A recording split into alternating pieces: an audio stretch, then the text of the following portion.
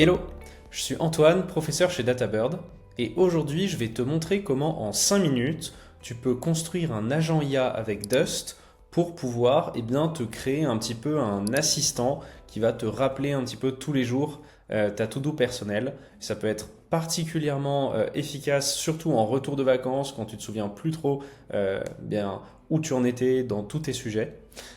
Et du coup, cet agent IA, il va pouvoir te permettre de, tous les matins à 9 heures du matin, recevoir une petite notification qui va en fait te dire quelles sont les tâches importantes à réaliser.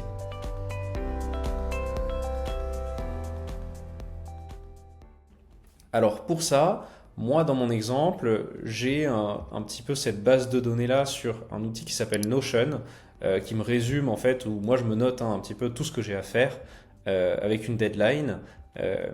Typiquement, voilà, c'est possible que ce soit une to-do list qui soit faite à un autre endroit, peu importe lequel. Et ce que je vais faire, c'est ensuite créer un agent IA dans un outil qui s'appelle Dust, pour que ensuite ça m'envoie des notifications sur Slack. Slack, c'est un outil de communication, mais on pourrait très bien envoyer ce petit résumé, par exemple, par email et le recevoir sur notre mail tous les matins.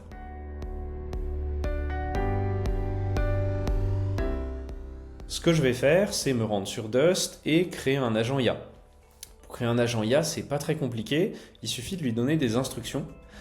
Ici, je remplis du coup un prompt en 7 étapes où je vais donner le rôle de mon agent. Je vais lui dire qu'il va agir comme un assistant personnel de priorisation et de pilotage opérationnel. Je vais lui donner un peu un contexte. Je vais lui dire qu'il a cette base de données là dans laquelle il y a un petit peu toute ma to-do.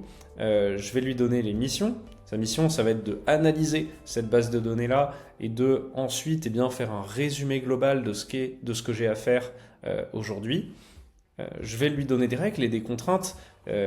Donc certaines règles, comme se baser uniquement sur les données présentes dans cette base de données là, des contraintes.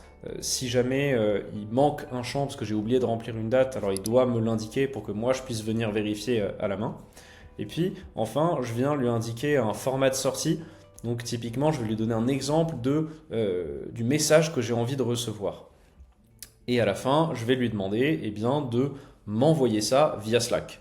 De votre côté, vous pourriez évidemment par exemple lui demander de l'envoyer via Gmail si vous voulez recevoir un email récapitulatif de tout ce que vous avez à faire en cette rentrée de vacances par exemple.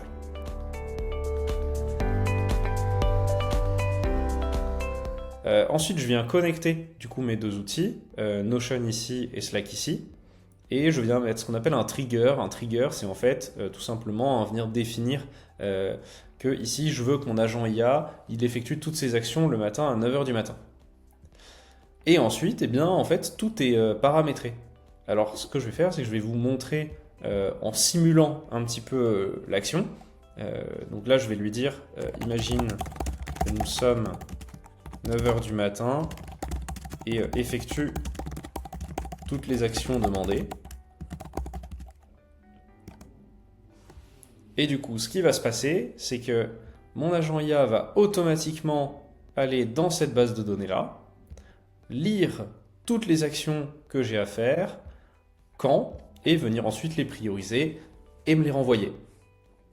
Et je peux voir en me rendant sur Slack ici, dans votre cas, vous aurez pu vous rendre par exemple sur Hotmail, Gmail ou peu importe le canal choisi, que effectivement, j'ai bien reçu un nouveau message qui du coup me résume mon workload du jour avec quelques tâches urgentes à faire absolument aujourd'hui, puisque l'échéance est aujourd'hui, voire demain. Heureusement, aucune tâche en retard.